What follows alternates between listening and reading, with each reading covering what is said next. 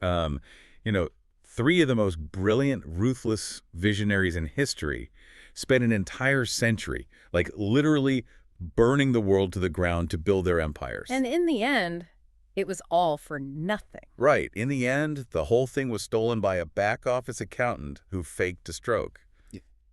It's wild. But hey, pull up a stool right here. Yeah, take a load off. I'll just wipe down the counter while you get settled. Let me pour you a drink. It is late. The bar is completely empty. And honestly, friend, you look like you just survived a board meeting from hell. You definitely have that 1,000-yard corporate stare. Oh, yeah, totally. And if you think your management team is a mess, buddy, you have no idea. Tonight, we are digging into the final chapter of the Three Kingdoms era. Right, the period historically known as Three Kingdoms returning to Jin. Exactly. And look, you probably already know the legends of the founders, right? Cao Cao, Liu Bei, Zhu Jineng. But tonight isn't about them. No, they're long gone at this point. Yeah, they fully cashed out, departed this earth. Tonight, we are translating this epic 3rd century finale into like a modern business management case study. We really want to look at the absolute carnage they left behind. To frame this properly for you sitting over there, what we are really dissecting tonight is a universal structural truth. Lay it on us. It's about what exactly happens to a massive enterprise when the brilliant visionaries finally leave the room and the middle management bureaucrats decide it's their turn to take over. The premise here is beautifully tragic. The legendary founders of these three massive megacorporations are dead.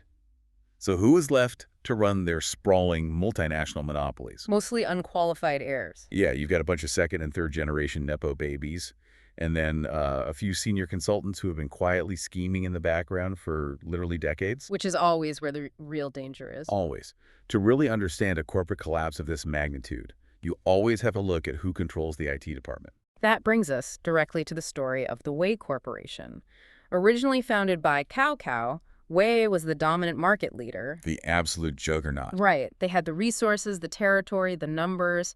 But as our source notes point out, the subsequent generations of the Cao family suffered a severe degradation in executive talent. That is such a polite way of putting it. Well, their leadership pool wasn't just shallow, it was evaporating. Evaporating is an understatement. The Cao family descendants are actively failing at their jobs. But sitting quietly over on the corner is this guy named Sima Yi. The ultimate survivor. Yes. Think of him as your veteran technical consultant. This is a guy who previously outsmarted the great Zhu Liang, who was, the ultimate management god. And how did he do it? By avoiding him. By literally just playing dead on the battlefield. He just refused to engage.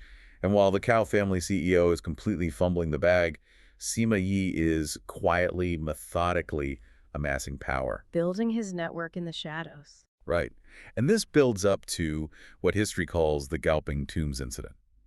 I mean, Sima Yi pulls off the greatest maneuver in corporate history. The long con. The longest con. For years, he pretends to have a massive, debilitating stroke. He's staying at home, drooling on himself in front of company spies, looking totally pathetic. Really selling the illusion that he is a harmless, sick old man. Exactly.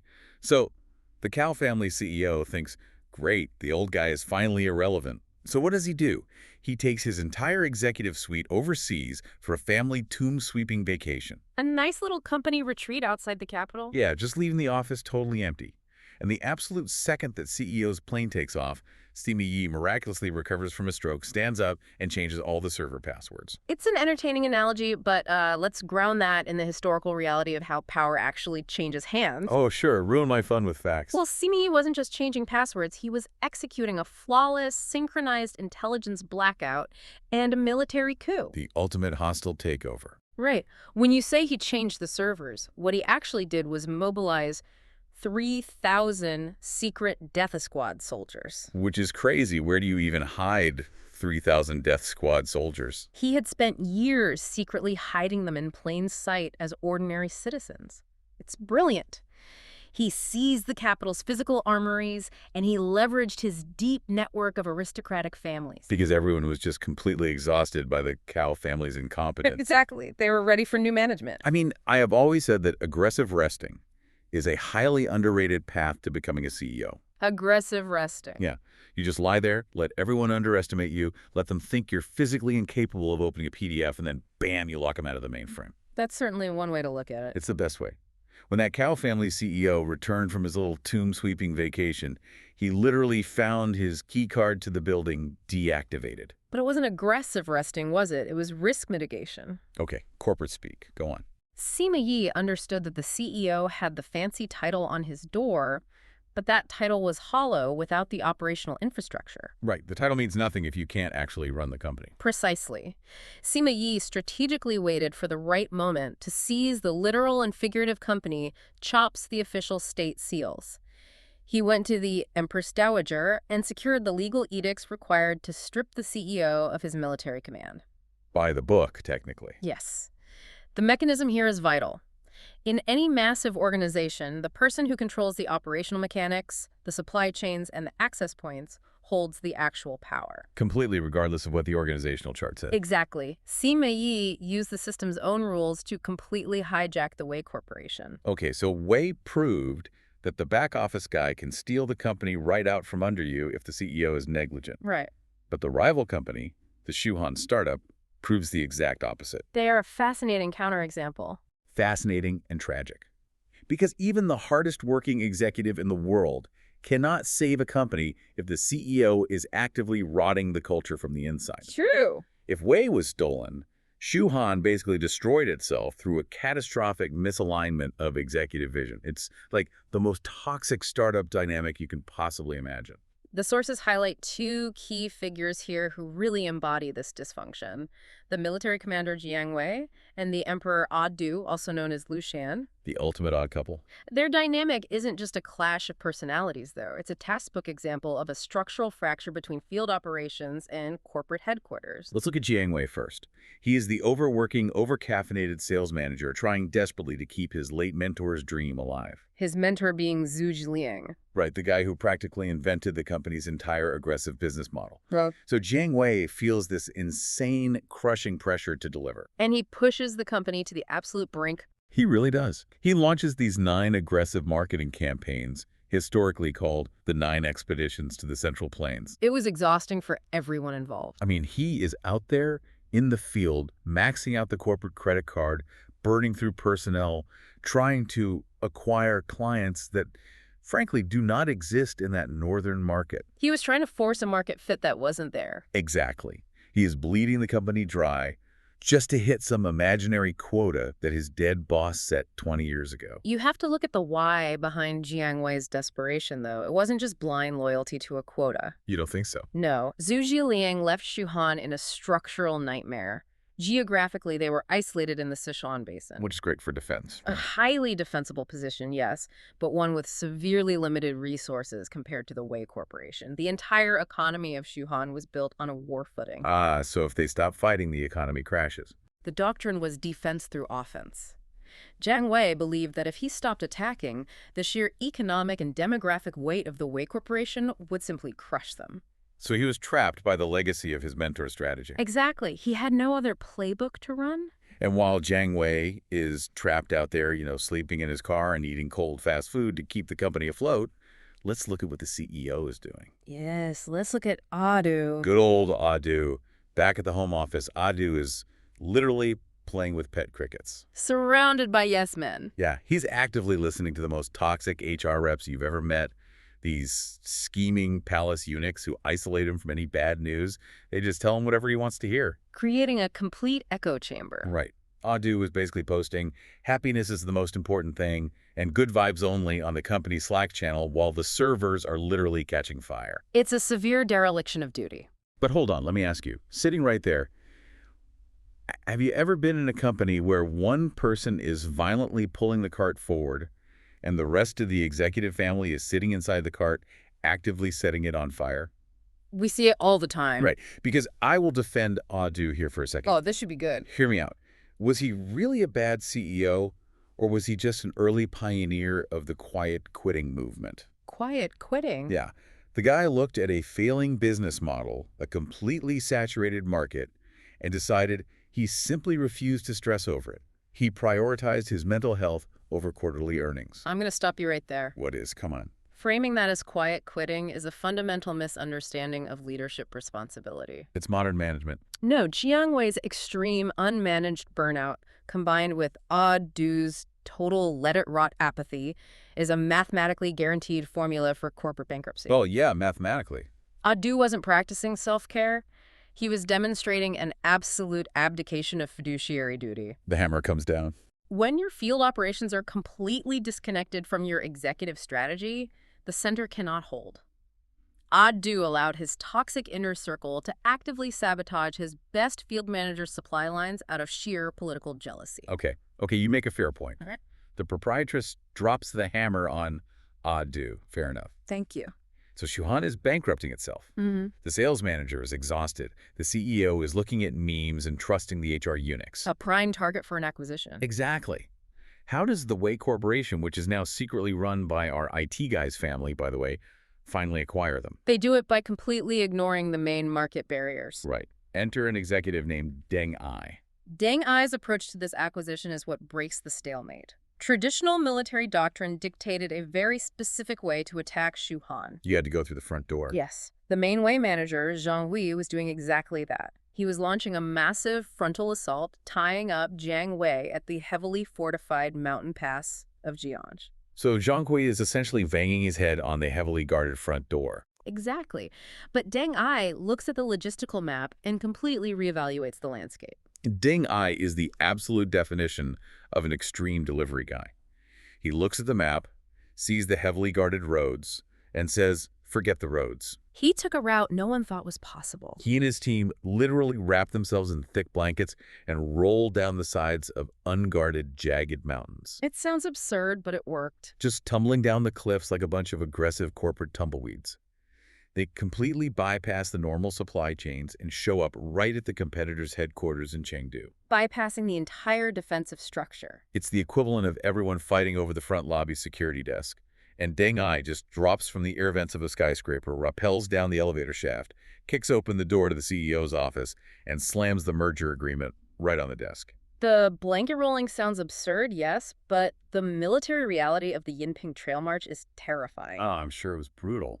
Deng Ai led his troops through 700 li, roughly 200 miles of uninhabited, biologically hostile mountainous terrain. Without a supply line. They ran out of food. They had to carve their own paths through sheer cliffs. It was essentially a suicide mission. Just to bypass middle management. The reason those mountains were unguarded was because traditional military doctrine considered them physically impassable. Right, nobody guards a sheer cliff. Exactly.